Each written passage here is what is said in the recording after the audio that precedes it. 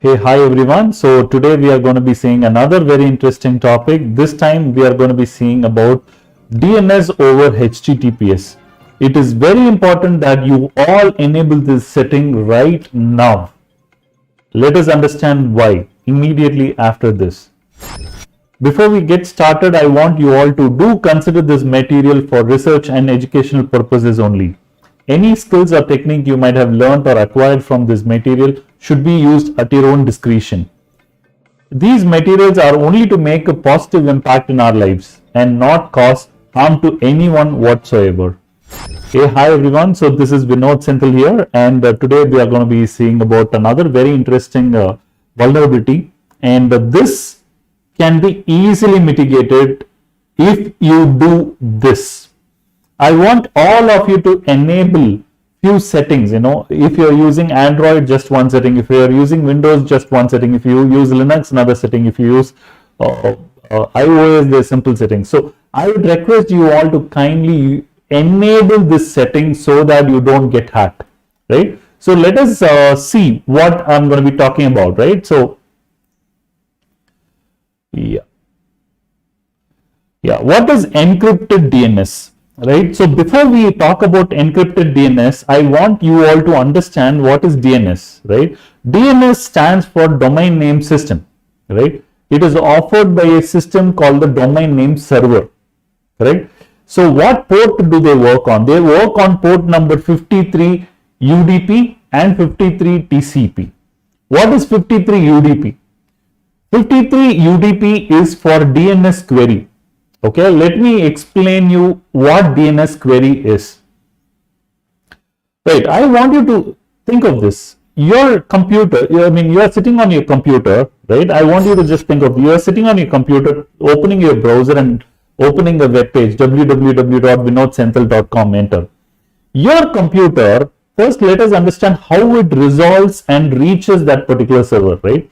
First, you need to know every computer has something called the local resolver. The local resolver is a file that exists on our own systems, correct? It's usually in Windows, it's like c:/system32/etc/driver/hosts. There's a file called hosts where you will say, if anyone says www.vinod.com or vinodsenthil.com, go to this IP. That's called the local resolver. Am I clear? Number one. Number two, there is another resolver called the broadcast resolver. What happens is, say for example, in your computer you say ping www.vinodsenthil.com, enter. First your computer checks locally. It does not get a reply back because there is no entry on the host file, number one. Number two, it does a broadcast packet saying, hey, my IP is this, my MAC is this. If you are www.vinodsenthil.com, what is your IP address? Am I clear? So what I'm saying is it's a simple broadcast packet. So I'll repeat it. If it is an intranet system, right? So the query will be like this. The system will do a broadcast packet, right, which will be pertaining inside the intranet network, where it says, if hey, my IP is this, my MAC is this. If your IP is this, what is your MAC? Am I clear? If it is intranet, it needs MAC address to communicate. It does not really require much information otherwise, right? This is the second step. What is the third resolver? The third resolver is the primary and the secondary DNS that you configure on your computer, right? To be precise, it is in fact the fourth. The third is the default gateway. Usually the default gateway takes your query back to the respective DNS servers, right? But yeah, you have a default gateway. Apparently, let us talk about primary and the secondary DNS server, right? Okay. Now I said from my browser, I said www.vinodsenthil.com, enter. My computer does not know the IP address of vinodsenthil.com, right? So it is first going to the local resolver, the file called c:/system32 etc drivers hosts file. You open the host file, it is seeing if the vinodsenthil.com's IP address is available there. Obvious reasons it is not available. Now what it will do? It will do a broadcast packet in the LAN, seeing if there is some computer replying back with the MAC address so that it can connect. Second, it fails there. Third, it does a query to the default gateway, right? And obviously, in some cases, primary and one primary or the secondary DNS server is the gateway itself, right? So this query now goes through the primary DNS server, which is probably your ISP. ISP is DNS server, or you can customize the DNS server to 8.8.8.8, right? Whatever, which is Google's public DNS server. But apparently, I want you to imagine this, right? So please see this very interesting slide. So this slide, what do you see? You see a phone with the phone book option, correct? I want you to think of this. This is exactly how DNS operates. This is exactly how DNS works. The reason why I'm saying this is exactly how DNS works is simple, because in this phone book, you will have multiple friends, you will have multiple names. In that, you will say Akshay, Akash, Anita, Arti, all the names would start with A, right? And if you don't need to really memorize their phone numbers, isn't it? All you have to know is their name. Once you click on the name, their phone number is mapped to their name in your contacts, in your Android or iOS contacts. Am I clear? Yes or no? Excellent. Having said that, this is the contacts. Contact is mapped with it. Let us understand what can go wrong, right? So let us come back to this. Here, if you notice, this is a computer and you are the system here. I want you to think of this. Say, imagine you are the system here, right? Now you are saying www.google.com. Now the query goes to the DNS server. It goes, checks the root server query, then comes back. Again, another server comes back, and again another server. Imagine this server has the IP detail. So it will bring you that IP detail, and this is the IP detail that is shared. Am I clear? Excellent. So right now my computer, my computer currently knows the IP address of the system www.vinod.com. So having said that, it has got the IP address of vinod.com, it now knows how to communicate to that, correct? Because I want you to understand, computers communicate to one another using binary data, right? And they can only communicate using IP address, because these names, host names and all that again get converted to IP address only for communication. Okay, now let us see. We have something called the IPv4 and IPv6 also, right? So it's really hard for us to remember. So what happens is DNS actually helps us to map a name like yahoo.com, google.com, vinodsenthil.com, right? These names to a respective IP address, v4 and v6 IP address, right? Excellent. Now I want you to understand, what is the issue here? Is there any issue here? Yes, there is an issue.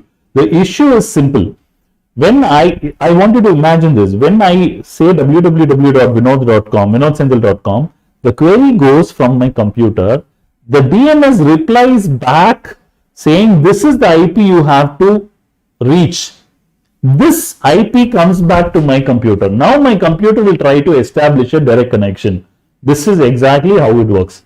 Now, having said that, I want you to understand, when I say www.vinod.vinodsenthil.com, the query goes out and comes back with the IP address of the server, right? When it's coming back, there are chances their attackers can do some attack called the MITM attack, which is man in the middle attack, correct? And they can actually change the IP address that is coming back from the respective DNS servers. Am I clear? I repeat, from your system, you say www.vinodsenthil.com, enter. This query goes out and some computer replies you saying this is the IP address of vinodsenthil.com, correct? But an attacker can actually change that itself, saying that is not the IP, and he gives you another IP and says this is the actual IP. Do you understand? So this is actually very interesting too. Let us see this, right?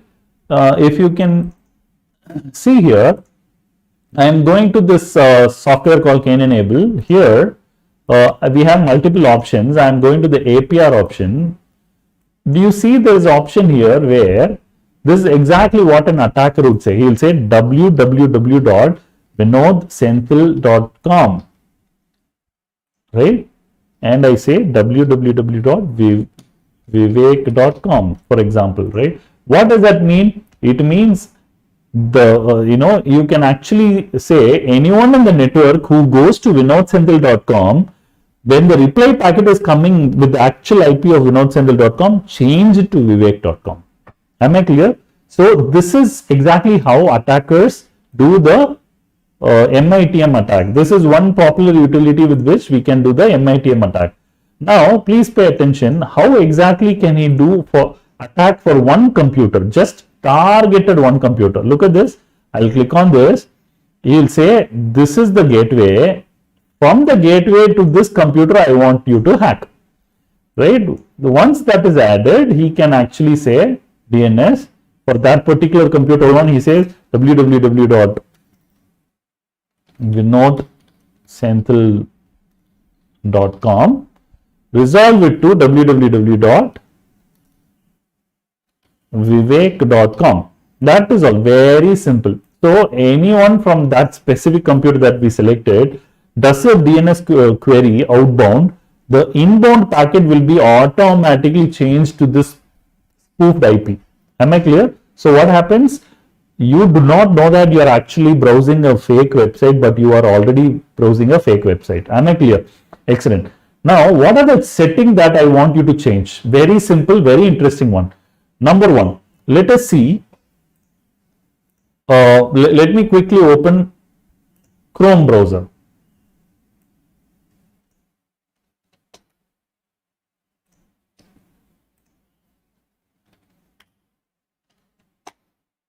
Okay, so this is a Chrome browser that I'm sure you all can see this.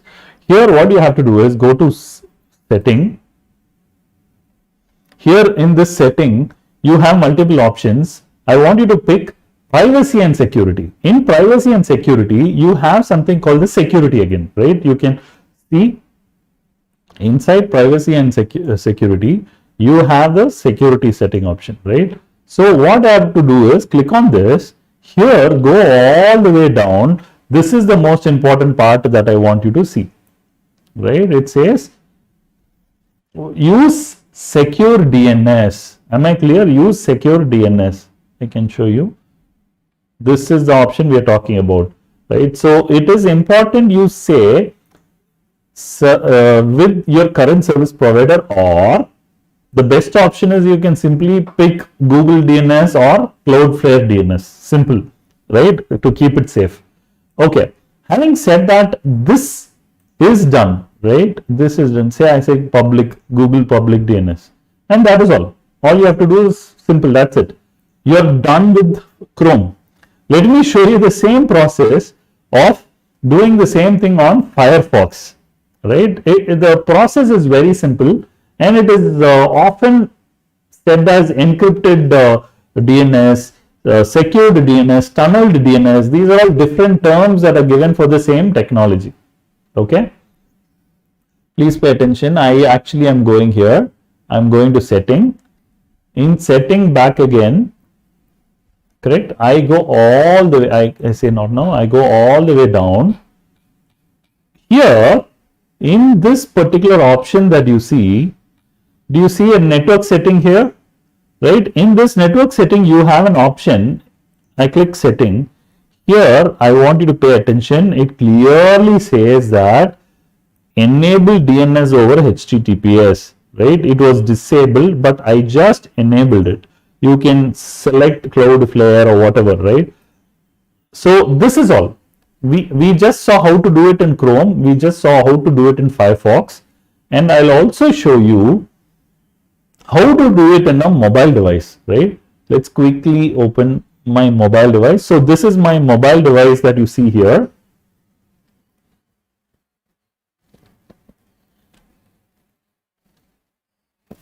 Okay. See, it's very simple. All I have to do is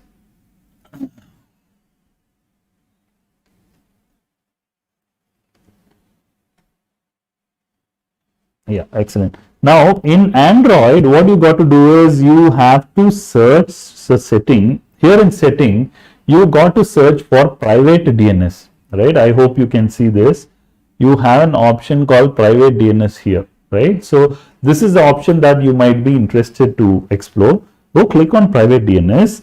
In private DNS, you have an option to set automatic or private DNS host name. So here you can actually put a customized IP address, including of DNS public IP, Google's public DNS or Cloudflare's public DNS, etc. Right?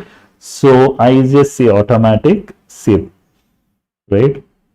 So we just saw it in Chrome, we saw in Firefox, and I showed you in my Android device, right? Now let us understand how to do it in iOS device, maybe iPad or iPhones.